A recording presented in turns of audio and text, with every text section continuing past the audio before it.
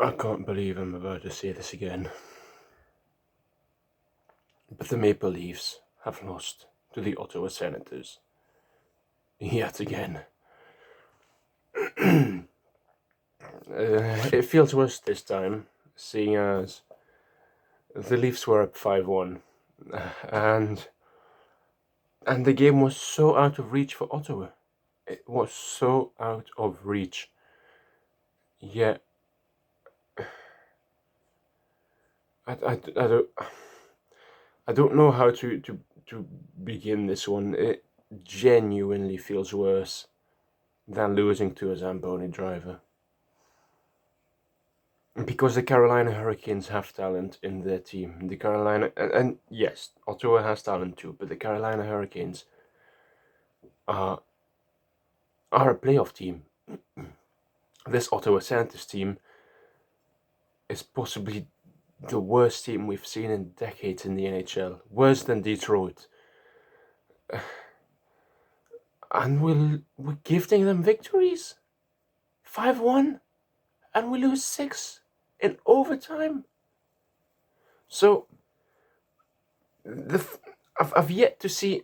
I don't know if we have or not this season, but I have yet to see a performance from the Maple Leafs this season that was complete, where throughout all 3 periods, the team didn't necessarily look faultless, but where the team was in control from the first minute to the last, throughout all 3 periods.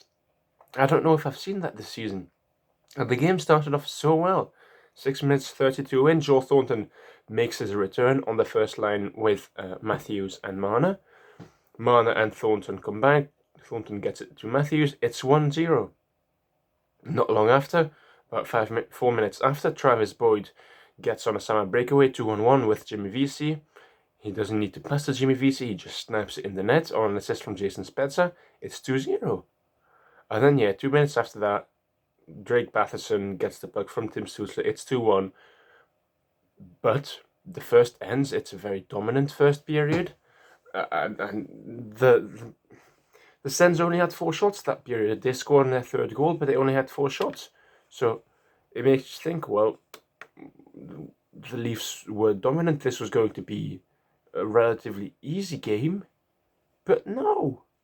If you look at the shots, Ottawa had 15 in the second, then in the third. And the thing is, I slept after this game. I thought I'm not going to make a video straight away. It's 1 a.m. when the game starts here in Europe. It's 4 a.m. when it ends. I'm going to go to bed. I'm going to sleep over it. I'm going to think it through. And it feels worse now. It feels worse. The second period starts, and Pierre Engvall, of all people, gets a goal on an assist from Kerfoot and Brody. Jimmy Vesey was demoted down to the 4th line, so the 3rd line finally gets a goal. It's perfect. Everything's going great. 1 minute 50 in. It was on. Was it on the power play? I don't even remember. I don't think so. No, the Matthews goal was on a power play on a 5-on-3. Then, less than halfway through the second period, Joe Thornton again is involved in a goal. This time on an assist from Austin Matthews. It's 4-1. 10 minutes later, with about a minute left in the period, Austin Matthews on a 5-on-3 gets a goal. He gets it from Tavares and Riley. He's in all alone on Höglander, was it? Because Matt Murray wasn't in net, and that's a huge problem for the Senators. That is one of the worst free trade acquisitions I've ever seen. And it's 5-1. And then, short-handed, Nick Paul gets a goal. 5-2, and you just knew it was coming at that moment. And that moment, short-handed, you concede to the Ottawa Senators with 9 seconds left in the period. Yes, it's 5-2, but you just knew it was coming, with the Sens having 15 shots in that second period. And then in the third period, Artem Zub, he's out of the penalty box. The penalty has just been killed, so he's on a breakaway. He scores. Then Connor Brown, the ex-Maple Leaf, 5 minutes later he scores, and then with 2 minutes left, with an empty net, so they pulled the goalie with more than 2 minutes with an empty net. Evgeny Dalinov bats the puck out of the air. It goes in, it beats Freddie. And then in overtime, Matthews has the puck. No, Marner has the puck, left-hand side of the net. He passes it to Riley. Riley has two players in front of him blocking the shot. If he gets it across to Matthews, Matthews has an open net. He doesn't get it across. It's a breakaway for Dalinov. And Dalinov scores, and it's 6-5 for the Ottawa Senators, and the Leafs lose. Oh, I can't believe I'm saying this. I was going to make a video on the goaltending problem and defensive problem that the Washington Capitals have. And yet I'm here talking about the goaltending problem and the defensive problem that the Toronto Maple Leafs have. And let's talk about goaltending for the Toronto Maple Leafs. If we go over the stats, we'll go over the stats now. 31 shots, 5 goals conceded, 6 actually. 5 on 28 shots, no, 29. Power play, 1 for 2 for the Maple Leafs, that's fine. 0 for 3 for Ottawa. It was an excellent kill with a few good chances shorthanded for Spezza, for Mikheyev.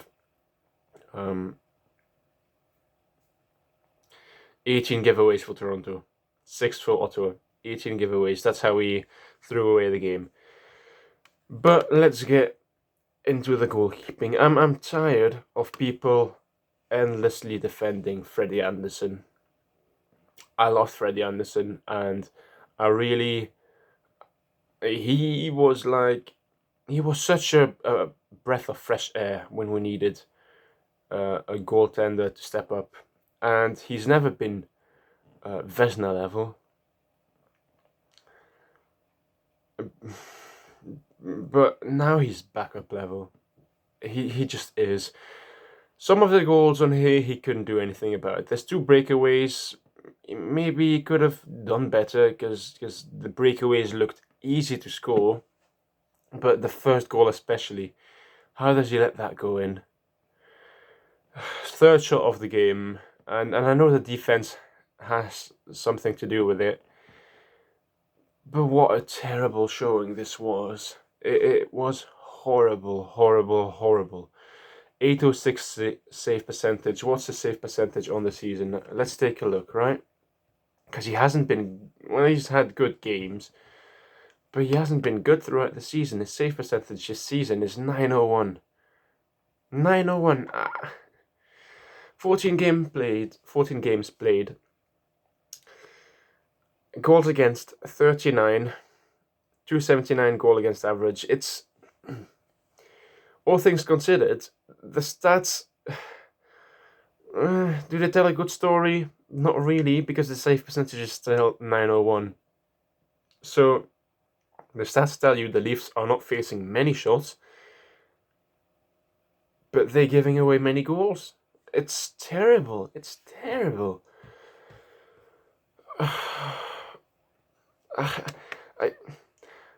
I'd like to defend Freddie Anderson. I just can't anymore. I just can't. In defense, the next 2 games are against the Ottawa Senators. If Mikko Lehtinen isn't being given a shot in defense against a sieve, the Ottawa Senators are a sieve. They're just letting goals and pucks go into the net. The Leafs were today as well, but the Senators are a sieve. Zach Bogosian has been good, except for the first 2 games, but he's in dire need of a rest. And Mikko Lehtinen's just waiting in the wings, thinking to himself, what have I got to do to get a chance?